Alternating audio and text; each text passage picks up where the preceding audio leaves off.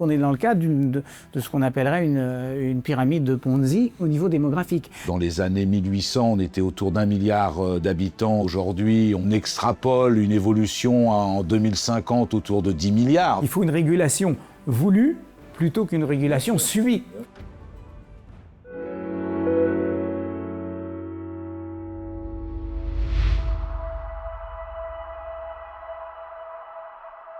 Bonjour chers amis, nous avons donc aujourd'hui un débat sur les problèmes de la démographie, alors que vient de paraître en début de semaine une étude de l'INSEE sur les perspectives de la démographie en France depuis maintenant jusqu'à l'horizon 2070. Je donne tout de suite la parole à Alain Coulombelle en disant juste qu'il a organisé en 2018 et en 2021 2 conférences portant sur ces questions. J'ai été plusieurs années membre de la direction de ce qu'on appelle aujourd'hui les écologistes, et j'avais effectivement mis l'accent, là où j'étais en tout cas, sur la question de l'effondrement. Je donne la parole à Didier Barthès.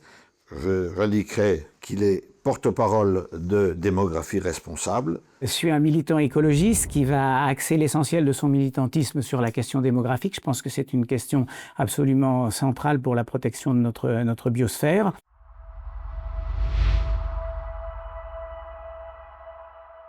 La question de la démographie en France, elle se pose aussi à l'intérieur d'un cadre plus général, qui est la démographie, l'évolution démographique dans le monde. Dans les années 1800, on était autour d'1 milliard d'habitants dans le monde. Aujourd'hui, on extrapole une évolution en 2050 autour de 10 milliards. Donc on voit qu'il y a une explosion démographique en à peu près 2 siècles. Ce qui est quand même assez étonnant dans les chiffres effectivement de l'INSEE qui ont été publiés très récemment, c'est que le constat qui est fait par l'INSEE n'est abordé par les responsables politiques que d'un point de vue, j'allais dire, négatif. C'est-à-dire que on s'interroge sur quelle politique nataliste mettre en œuvre pour répondre à ce défi démographique, sans jamais s'interroger évidemment sur les conséquences que cette croissance démographique peut avoir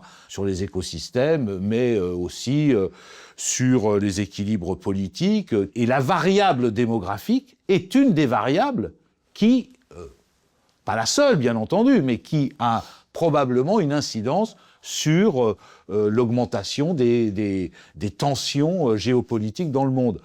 Alors d'abord, j'ai plaisir à constater qu'on a exactement la même approche. Alors moi, effectivement, je mets la démographie au cœur des choses. Je suis bien d'accord, c'est évidemment pas le seul problème. Simplement, je considère que c'est un problème support. Je crois qu'on est face à un mur dans quelques décennies. L'Afrique, elle est passée de 8 enfants par femme à 4 enfants par femme, en gros, au cours des 70 dernières années. Elle est quand même en explosion démographique, tout simplement pour une raison qui est plutôt sympathique, qui est que les enfants continuent à vivre. Et notamment entre leur naissance et le moment où ils vont eux-mêmes avoir des enfants à leur tour. L'explosion démographique, elle est liée au fait que la baisse de la fécondité ne va pas au même rythme que l'augmentation de la qualité de vie et de la survie. La différence entre le pays en voie de développement et les pays développés, c'est que les pays développés sont passés, eux, en dessous du seuil de renouvellement des générations. C'est notre cas en France, c'est le cas dans l'ensemble de l'Europe. C'est même maintenant le cas aux États-Unis, qui a eu longtemps une fécondité un petit peu plus élevée que la moyenne. On pourrait espérer, ça je ne sais pas l'avenir, que l'Afrique elle-même, et il y a encore quelques pays d'Asie qui sont dans ce cas-là aussi, aient des fécondités qui à terme continuent à baisser.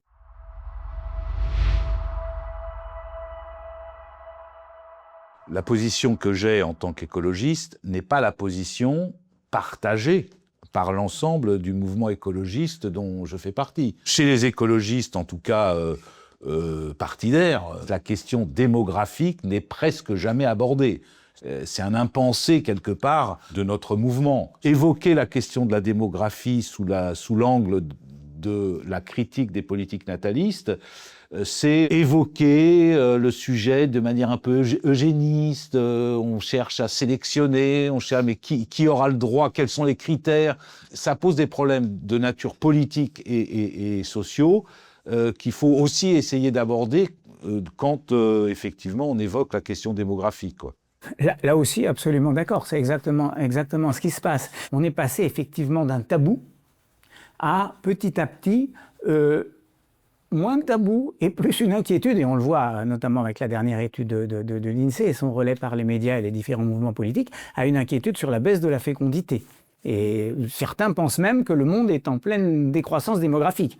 C'est évidemment complètement faux. Je m'aperçois que souvent, nos adversaires les plus farouches sont parmi les mouvements écologistes, parmi les associations écologistes, et même, alors assez curieusement, parmi les mouvements décroissants, qui veulent décroître nos productions, nos consommations, ça va ensemble, et puis qui en même temps ne veulent pas aborder la question du nombre de consommateurs. Quand vous arrivez dans un salon, la première chose que vous dites les gens, mais vous n'avez pas pensé que c'était plutôt le mode de consommation qui comptait que le nombre des gens. Si les pays les plus pauvres justement, polluent moins, ont un moindre impact sur l'environnement, c'est justement parce qu'ils sont pauvres. C'est pour ça que je pense que agir sur la démographie, c'est une bonne façon de préserver la nature d'une part, et d'autre part, permettre aux plus pauvres sur notre planète d'avoir un meilleur niveau de vie et inévitablement une consommation un peu plus importante.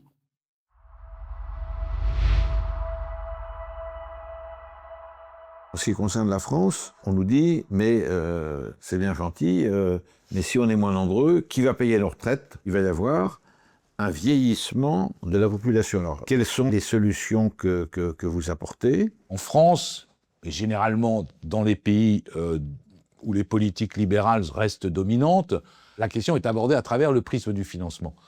Moi, je pense que c'est pas un problème de financement, c'est un problème effectivement de trouver ou de changer ou de bifurquer au niveau de notre modèle de développement. C'est un problème de répartition des richesses. Et ce problème de répartition des richesses n'est jamais évoqué véritablement en France. Pourquoi il y a des problèmes de financement des retraites aujourd'hui? C'est parce qu'il y a beaucoup de personnes qui atteignent 70, 80, 90 ans.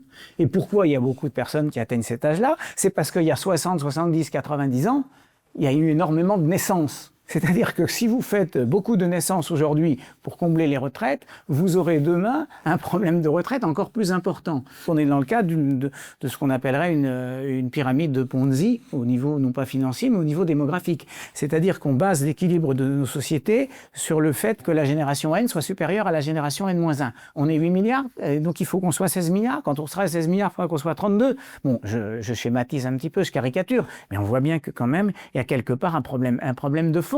Si on intégrait la question du vieillissement de la population à l'intérieur d'un modèle qui serait autre que celui de la croissance, qui serait par exemple le modèle de la décroissance, je pense que les questions du financement du vieillissement de la population ne se poseraient plus de la même manière.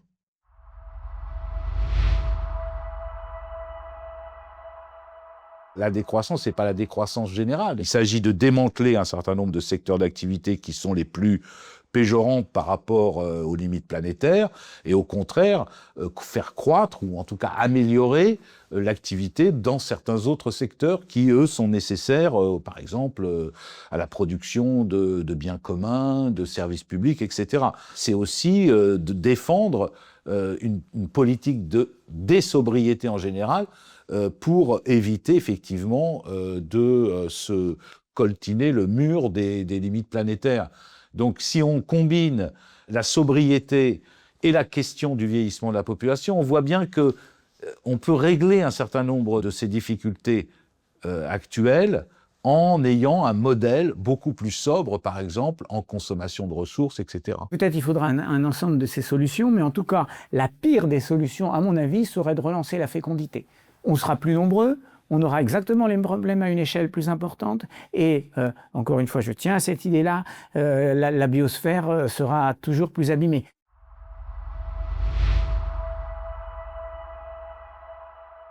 Est-ce qu'il n'y a pas des solutions locales? Parce que dans l'écologie, on dit souvent pensée globale, agir local. Le développement local, ça peut être une réponse pour essayer de mettre en œuvre ce modèle dont on parle, de modèle de la décroissance, etc., ça peut pas être une réponse aux questions de la pression démographique. Si demain on avait, par exemple, un territoire qui serait construit sur le système des biorégions, comme c'est évoqué par Yves Cochet en particulier, on pourrait très bien imaginer des biorégions qui se refermeraient sur elles-mêmes pour éviter la pression démographique venant de l'extérieur. C'est pour ça que j'insiste beaucoup sur la question démographique à prendre à l'échelle globale. Si on le prend que sur le plan local ou territorial, on se heurtera de toute façon aux mêmes difficultés qu'on connaît aujourd'hui.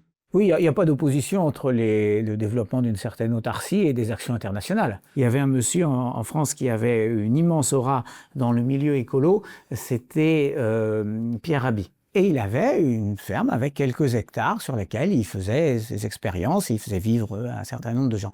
Mais on a envie de lui dire, Pierre Rabhi, viens ici, donne quelques hectares aux 12 millions d'habitants de l'Île-de-France.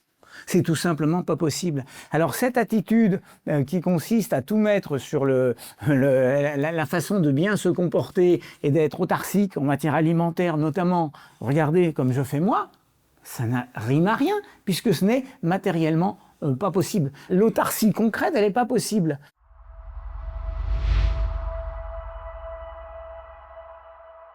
Les collapsologues, eux, ils considèrent que de toute façon, dans le monde tel qu'il est aujourd'hui, on va perdre des milliards d'êtres humains dans les 15, 20, 30, 40 années qui viennent. Ils pensent qu'il va y avoir un effondrement de nature démographique, mais qui pas lié simplement à la question du taux de fécondité, mais qui est lié aux pressions sur les ressources, qui est lié aux tensions géopolitiques. J'ai pas de position déterminée, mais en tout cas, j'entends cette alerte. Non, et moi aussi, alors je crois qu'il y a un vrai risque. Mais ça renforce pour moi l'idée qu'il faut aller vers une démographie plus modeste, parce qu'au fond, s'il y a une menace d'écroulement, s'il y a une menace de catastrophe, la meilleure façon de la conjurer, c'est de faire en sorte que la régulation se fasse de cette manière volontaire, soit sur le plan démographique, sur le plan économique, meilleure répartition, et puis globalement, peut-être moindre production. Il faut une régulation voulue, plutôt qu'une régulation subie. Un biais aujourd'hui qui fait que nous sommes nés dans un monde de plusieurs milliards d'habitants, 8 milliards et quelques, 8,3 aujourd'hui,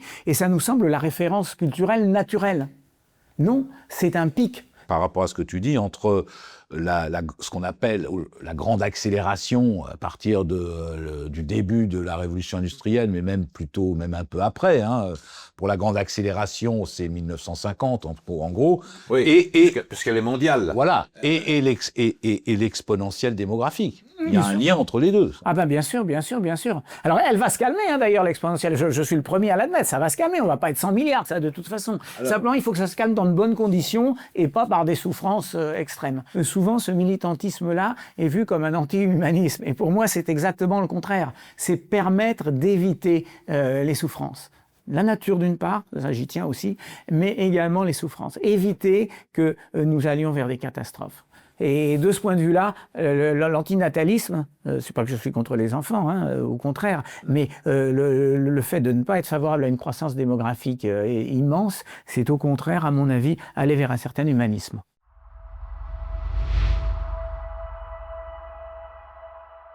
Pour terminer, parce que on a bien avancé, on va trouver ça vraiment très, très fructueux. Si vous étiez le président tout-puissant de la région Île-de-France, est-ce que vous pensez qu'il faudrait interdire toute augmentation des surfaces habitables? J'ai un autre exemple qui est du même acabit. Tout le territoire autour du lac Léman connaît aujourd'hui une pression démographique tout à fait considérable. Terrible. Annecy, Thonon-les-Bains, ce sont des villes qui n'arrêtent pas de croître. Genève et Lausanne sont deux attracteurs en matière d'emploi. Ils génèrent une pression foncière considérable, donc une pression sur les ressources. Et la question qu'effectivement quelques écolos se posent localement, c'est de défendre l'idée qu'il faut réguler l'apport des populations venant de l'extérieur. L'INSEE prévoit qu'en 2037, la population française va arrêter de croître. Eh bien voilà une façon qui permettrait de résoudre la question sans avoir à prendre des mesures relativement autoritaires. Si vous baissez cette pression démographique, vous évitez d'avoir à prendre un certain nombre de mesures qui seront inévitablement désagréables. Ce sera vrai pour la région de Genève, ce sera vrai pour la région parisienne, ce sera vrai pour la région lyonnaise, mais il faudra également avoir aussi peut-être une meilleure répartition et la disparition au niveau mondial. Moi je suis là vraiment aussi là-dessus. C'est un monde de fous, des villes de plusieurs dizaines de millions d'habitants. C'est un monde de fous. Faut arrêter. Tout va mal en ce sens. Eh bien, écoutez, je vous remercie l'un et l'autre pour la qualité de vos interventions. Merci. Et d'avoir bien voulu consacrer une partie de votre temps à cette réunion. Au revoir, chers amis. Merci.